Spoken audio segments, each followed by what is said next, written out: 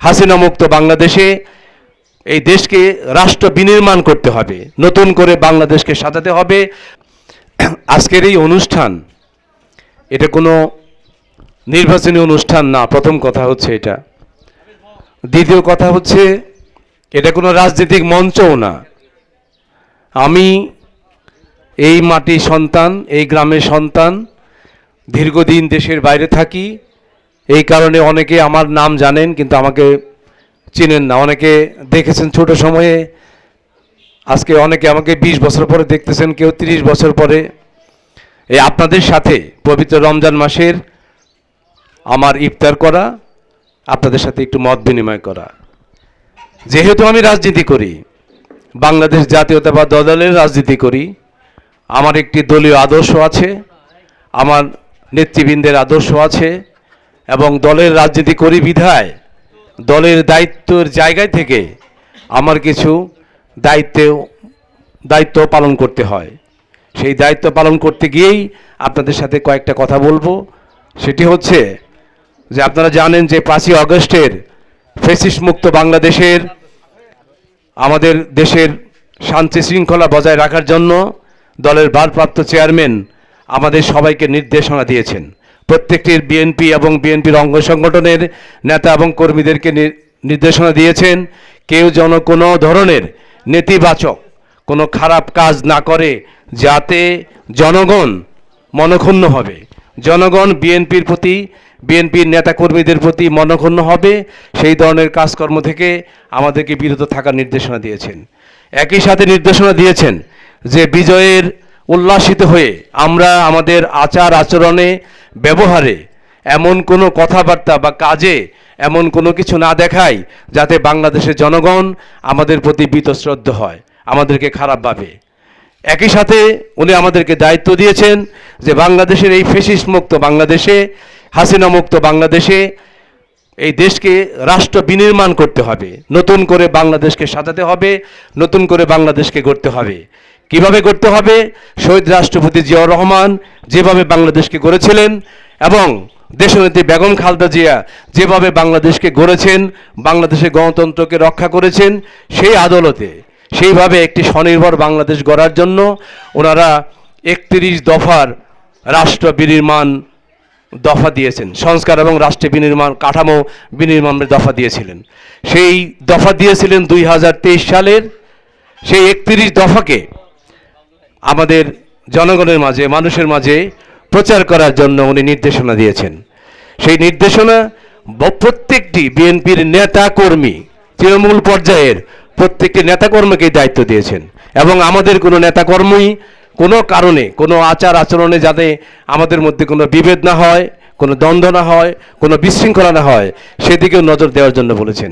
যেহেতু আমি আপনাদের সাথে ইফতার করতে এখানে সামিল হয়েছি, আপনারা কষ্ট করে আমার এখানে এসেছেন, আমারও দায়িত্ব দলের জায়গা থেকে, দলের আদর্শের জায়গা থেকে সেই কথাটা আপনাদেরকে পৌঁছে দেওয়া যে আমাদের নেতা এবং নেত্রী বলেছেন আপনারা সবাই ঐক্যবদ্ধ থাকবেন, এবং আমাদের যে দলীয় আদর্শ, সেই দলীয় আদর্শ আমরা যেন সবার কাছে পৌঁছে দেই, যাতে সামনে অদূর ভবিষ্যতে বাংলাদেশের গণতন্ত্র প্রতিষ্ঠার জন্য, বাংলাদেশের গণতন্ত্র রক্ষার জন্যে যে স্বাধীন একটি নিরপেক্ষ নির্বাচন হবে, সেই নির্বাচনে যাতে বাংলাদেশ জাতীয়তাবাদী দল নির্বাচিত হয়, যাতে আমাদের দলের যে মার্কা ধানের শীষ নির্বাচিত হয়, সেই ধানের শীষের প্রতি জনগণের আশা আকাঙ্ক্ষা এবং ভালোবাসা বৃদ্ধির জন্য উনি আমাদেরকে বলেছেন যে যেখানে যাব সেখানে এটা বলবো। সেই কারণে আমি এটা শুরু করলাম আমার জন্মস্থান, আমার নিজের বাড়ি কালীহাতির সাতটিয়া থেকে। সেই জন্য আপনারা এখানে, এবং এটা আমার নির্বাচনের জন্য না, এটা হচ্ছে বিএনপি নির্বাচনের জন্যে, এটা হচ্ছে ধানের শীষের নির্বাচনের জন্যে। সুতরাং আপনাদের কাছে অদূর ভবিষ্যতে যেই আসবে নির্বাচনী ধানের শীষ মার্কা নিয়ে, আপনারা সবাই বিএনপির সালাম নেবেন, আমাদের নেতা নেত্রীদের সালাম নেবেন, এবং জনগণের পাশে থেকে তাদেরকে বুঝাবেন যে বিএনপি যেভাবে অতীতে রাষ্ট্র বিনির্মাণ করেছে, সেই একইভাবে আবার রাষ্ট্র বিনির্মাণ করবেন। আর আমি ব্যক্তিগত পক্ষ থেকে যদি আমি কখনো আপনাদের কাছে আসি নিজের সন্তান হিসেবে, নিজেদের ছোট ভাই বড় ভাই হিসাবে, আপনারা আপনাদেরকে বুকে আগলে রাখবেন, এবং তখন আমি আপনাদেরকে বলবো যে কিভাবে কালিহাতির উন্নয়ন করা যায়, যেটা আমাদের মুক্তিযোদ্ধা শফি ভাই বলেছেন যে এই কালিহাতি, এই সাতটিয়া গ্রাম আমাদের অনেক কিছু করার আছে, অনেক দায়িত্ব আছে। এখানে যারা আছেন তারা সবাই সাতটিয়া কালিহাতির, আপনাদের সবারই অনেক দায়িত্ব আছে। আমরা যেটা করতে চাই সেটা হচ্ছে আপনাদের সবাইকে নিয়ে এই কালিহাতিকে নতুনভাবে গড়তে চাই। এই নতুনভাবে গড়ার নামই হচ্ছে সংস্কার, আর এই নতুনভাবে গড়ার নামই হচ্ছে সূচনা। তাহলে আমার বক্তব্য হচ্ছে আমরা একটি উদাহরণ রাখতে চাই বাংলাদেশে, সেটি হচ্ছে সূচনা কালিহাতি। আর কালিহাতি থেকে যদি এই ভালো কাজটা আমরা করতে পারি, সেটা আমাদের পার্শ্ববর্তী উপজেলা যাবে, সারা ডিস্ট্রিক্টে যাবে, ডিস্ট্রিক্ট থেকে সারা বাংলাদেশে ছড়িয়ে যাবে।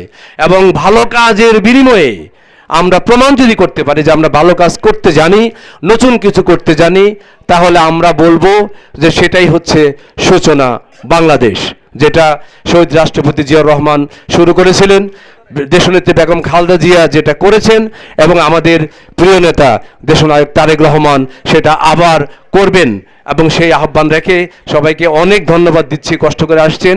আমাদের দেশনেত্রী, আমাদের মমতাময়ী মায়ের জন্য আপনারা দোয়া করবেন, আমাদের নেতার জন্য দোয়া করবেন, জিয়া পরিবারের জন্য দোয়া করবেন, বৈষম্য বিরোধী আন্দোলনে যারা আত্মহতি দিয়েছেন তাদের জন্য দোয়া করবেন, এবং গত 17 বছর আন্দোলন সংগ্রামে যারা নিহত হয়েছেন, আহত হয়েছেন, সবার জন্য দোয়া করবেন, আমার জন্য দোয়া করবেন, আপনাদের সবার জন্য দোয়া করবেন, আমার বাবা মার জন্য দোয়া করবেন, আপনাদের সবার বাবা মার জন্য দোয়া করবেন, এবং দেশনায়ক তারেক রহমানের জন্য দোয়া করবেন। এই বলে আমি আমার বক্তব্য শেষ করছি। খোদা হাফেজ। বাংলাদেশ জিন্দাবাদ, বাংলাদেশ জাতীয়তাবাদী দল জিন্দাবাদ, শহীদ জিয়া অমর হোক, দেশনেত্রী বেগম খালেদা জিয়া জিন্দাবাদ, তারুণ্যের অহংকার তারেক রহমান জিন্দাবাদ, জিন্দাবাদ। আসসালামু আলাইকুম।